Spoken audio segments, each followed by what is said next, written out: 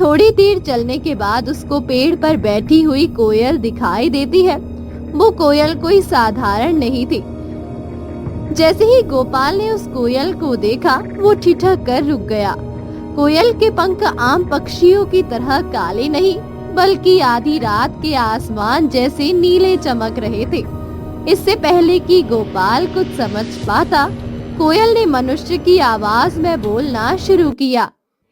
हरचंदपुर नाम का एक गांव था। उसी गांव के बीच गोपाल अपने बूढ़े दादा दादी जी के साथ रहता था। गोपाल बचपन में ही अनाथ हो गया था। एक दिन, दादाजी, मुझे ना अब घर में रहते रहते आलस आने लगा है। क्यों ना मैं जंगल जाकर लकड़ियां बीन कर ले आऊं, उससे आपको जंगल नहीं जाना पड़ेगा। अरे बेटा, तुम ही हमारा इकलौता सहारा हो। अगर मैं कुछ हो गया तो हम जीते जी मर जाएंगे। अरे बेटा, जंगल में मत जाओ, वहाँ जंगली जानवर रहते हैं। दादी माँ, आप चिंता क्यों करती हैं? भगवान ने मुझे हाथ पैर दिए हैं ताकि मैं आपकी सेवा कर सकूं। मैं जंगल के किनारे किनारे से ही लकड़ी चुनूंगा। सूरज ढलने से पहले वापस आ जाऊंगा। आखिर कब तक आप इस उम्र में इतनी मेहनत करेंगे? अरे भाग्यवान, जब मेरा बेटा इतना जिद कर रहा है, अपने बूढ़े दादाजी की मदद करना चाहता है, तो उसमें गलत क्या है? बेटा गोपाल, ध्यान से जाना और ध्यान रहे, सूरज ढलने से पहले वापस चले आना बेटा। ठीक है दादाजी, मैं सूरज ढलने से पहले घर वापस आ जाऊंगा। इतना कहते ही गोपाल जंगल की ओर निकल जाता है। थोड़ी देर चलने के बाद उसको पेड़ पर बैठी हुई कोयल दिखाई देती है। वो कोयल कोई साधारण नहीं थी। जैसे ही गोपाल ने उस कोयल को देखा, वो ठिठक कर रुक गया। कोयल के पंख आम पक्षियों की तरह काले नहीं, बल्कि आधी रात के आसमान जैसे नीले चमक रहे थे। इससे पहले कि गोपाल कुछ समझ पाता, कोयल ने मनुष्य की आवाज में बोलना शुरू किया। गोपाल, रुको, इन सूखी लकड़ियों में क्या रखा है? क्या तुम अपने दादा दादी की गरीबी को हमेशा के लिए खत्म नहीं करना चाहते? अरे तुम बोल सकती हो। तुम कोई साधारण पक्षी नहीं हो, और तुम्हें मेरा नाम कैसे पता है?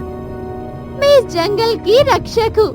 मैं उन बच्चों की तलाश में रहती हूँ जो अपने बड़ों का सम्मान करते हैं। गोपाल, आज सूरज ढलने से पहले तुम्हें एक चुनाव करना होगा। या तो लकड़ियों का ये गट्ठर है, या उस घने बरगद के पेड़ के पीछे छिपा कलश। कलश? कैसा कलश? दादाजी ने कहा था सूरज ढलने से पहले घर पहुंचना है। मुझे धन का लालच नहीं, मुझे बस उनकी सेवा करनी है। गोपाल, रुको, इन सूखी लकड़ियों में क्या रखा है? क्या तुम अपने दादा दादी की गरीबी को हमेशा के लिए खत्म नहीं करना चाहते? अरे तुम बोल सकती हो। तुम कोई साधारण पक्षी नहीं हो, और तुम्हें मेरा नाम कैसे पता है? मैं इस जंगल की रक्षक हूँ। मैं उन बच्चों की तलाश में रहती हूँ जो अपने बड़ों का सम्मान करते हैं। गोपाल, आज सूरज ढलने से पहले तुम्हें एक चुनाव करना होगा। या तो लकड़ियों का ये गट्ठर, या उस घने बरगद के पेड़ के पीछे छिपा कलश। कलश? कैसा कलश? दादाजी ने कहा था सूरज ढलने से पहले घर पहुंचना है। मुझे धन का लालच नहीं, मुझे बस उनकी सेवा करनी है।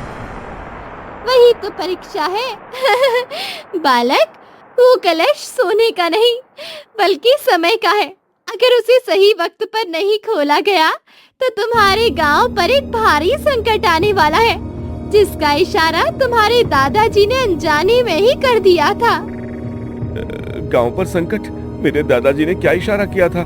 कोयल बहन, साफ सा बता, क्या तुम मेरे घर पर कोई मुसीबत आने वाली बात कह रही हो? अगर ऐसा है तो मुझे ये धन कलश नहीं चाहिए, मुझे बस अपने परिवार की सलामती चाहिए। गोपाल, याद करो, तुम्हारे दादाजी ने कहा था, अगर तुम्हें कुछ हो गया तो हम जीते जी मर जाएंगे। उनका इशारा सिर्फ प्रेम नहीं, एक पुरानी भविष्यवाणी थी। गोपाल, आज की रात इस जंगल का रक्त चंद्रमा जागने वाला है।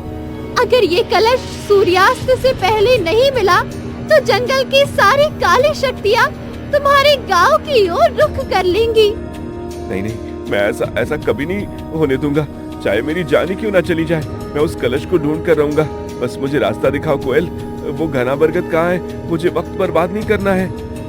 साहसी तुम्हारी जीत है गोपाल, लेकिन याद रखना उस बरगद तक पहुंचने का रास्ता आसान नहीं है।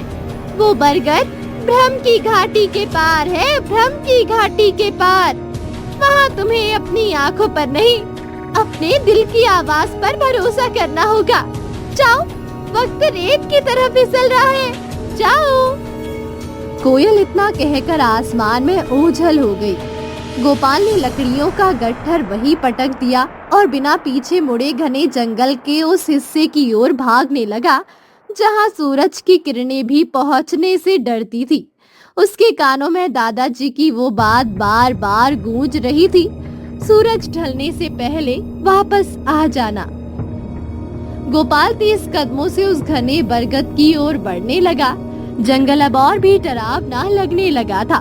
पेड़ों की टहनियां किसी राक्षस के हाथों की तरह लग रही थी, लेकिन गोपाल के मन में सिर्फ अपने दादा दादी और गांव की सुरक्षा का ख्याल था। अचानक उसे रास्ते में एक बूढ़ा आदमी दिखाई दिया जो जमीन पर गिरा हुआ था। बेटा बेटा, जरा रुको, मुझे प्यास लगी है। क्या तुम्हारे पास थोड़ा पानी होगा? मैं घंटों से यहीं पड़ा हूँ। अगर मैं यहाँ रुका सूरज ढल जाएगा। कोयल ने कहा था कि वक्त रेत की तरह फिसल रहा है, लेकिन दादाजी कहते हैं कि किसी जरूरतमंद की मदद करनी चाहिए, वो सबसे बड़ा धर्म है। बाबा घबराइए मत, मेरे पास थोड़ा सा पानी है, आप पी लीजिए। जैसे ही गोपाल ने उस बूढ़े को पानी पिलाया, वो बूढ़ा आदमी अचानक धुएं में बदल गया और गायब हो गया। तभी हवा में फिर से कोयल की आवाज गूंजी। शाबाश गोपाल, वो भ्रम की घाटी की पहली परीक्षा थी। अगर तुम लालच या डर में उसे छोड़कर भाग जाते तो तुम कभी उस बरगद तक नहीं पहुंच पाते। अब देखो तुम्हारे सामने क्या है। अरे ये तो वही विशाल बरगद का पेड़ है और इसकी जड़ों तो सोने की तरह चमक रही हैं। और वो देखो, जड़ों के बीच वो कलश है। गोपाल दौड़कर उस कलश के पास पहुंचा। कलश मिट्टी का बना था, लेकिन उस पर अजीब सी आकृतियां बनी हुई थी जो चमक रही थी। जैसे ही गोपाल ने उसे छुआ, आसमान में बादल गरजने लगे। मुझे सच में डर नहीं लगता। अगर इस कलश को खोलने से मेरे गांव का संकट टल सकता है तो मैं तैयार हूँ। बताओ मुझे क्या करना है।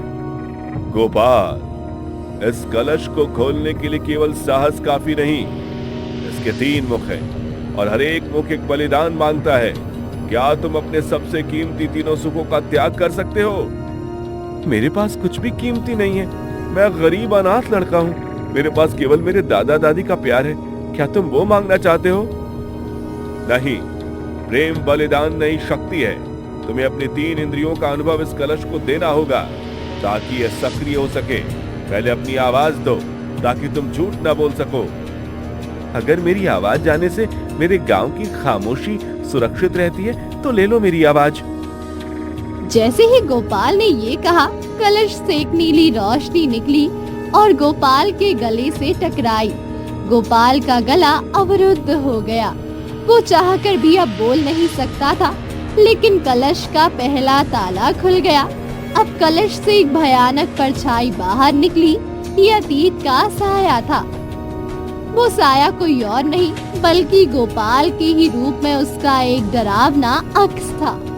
वो गोपाल को कलश ले जाने से रोकना चाहता था। गोपाल बिना बोले इशारों में उस साए से लड़ने लगा। यहाँ जंगल के पेड़ चलने लगे और रास्ता रोकने लगे। गोपाल रुको मत, ये साया तुम्हारी शंकाओं का है। अगर तुम डरे तो ये तुम्हें निगल जाएगा। गोपाल, तुम्हें उस पहाड़ी की गुफा तक पहुंचना है जहां न्याय का तराजू रखा है। गोपाल हाँफते हुए गुफा में पहुंचा। वहां एक जलता हुआ तराजू था। एक पलड़े पर सोने की ईंटें रखी थी और दूसरा खाली था। दूसरा मुख खोलने के लिए तुम्हें इस तराजू को संतुलित करना होगा। बताओ, एक तरफ धन है, दूसरी तरफ तुम क्या रखोगे? तराजू संतुलित हो गया। कलश का दूसरा हिस्सा भी खुल गया। अब गोपाल के पास कलश तो था, लेकिन सूरज डूबने में अब बस कुछ ही मिनट बचे हुए थे।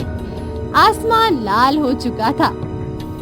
अरे देखो ना, सूरज ढलने को आया है और मेरा गोपाल अभी तक नहीं लौटा। मेरा मन घबरा रहा है। गाँव वालों, मशाले जलाओ, जंगल की ओर चलो। मुझे डर है वो पुरानी भविष्यवाणी सच ना हो जाए। आज की रात अंधेरे की सेना जागने वाली है। गोपाल कलश लेकर गांव की सरहद की ओर दौड़ रहा था। गोपाल, कलश का तीसरा मुख तभी खुलेगा जब तुम निस्वार्थ भाव से अपनी सबसे प्यारी याद इसे दोगे। याद करो अपने माता पिता को। गोपाल की आंखों से आंसू गिर पड़े। उसने अपने माता पिता का वो आखिरी चेहरा याद किया जो उसकी धुंधली यादों में था, और अपनी उस याद की ममता कलश को समर्पित कर दी। परीक्षा पूरी हुई, तुम निस्वार्थ हो गोपाल।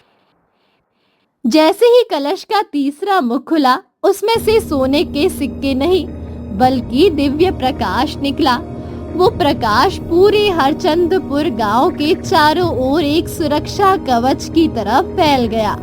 जैसे ही अंधेरी शक्तियां गांव की ओर बढ़ी, उस रोशनी से टकराकर राख होने लगी।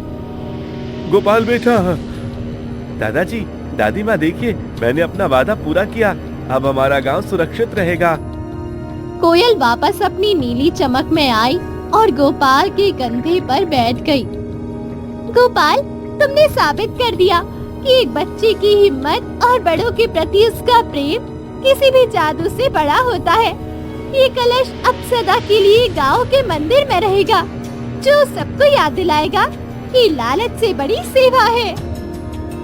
बेटा, हमें तुम पर गर्व है बेटा। तो दोस्तों, कैसी लगी आपको हमारी ये कार्टून कहानी? हमें कमेंट बॉक्स में जरूर बताएं। अगर आपको अपना नाम हमारी कार्टून कहानी में देखना है तो कमेंट बॉक्स में अपना नाम जरूर लिख दें। अगली कहानी में आपका नाम जरूर आएगा।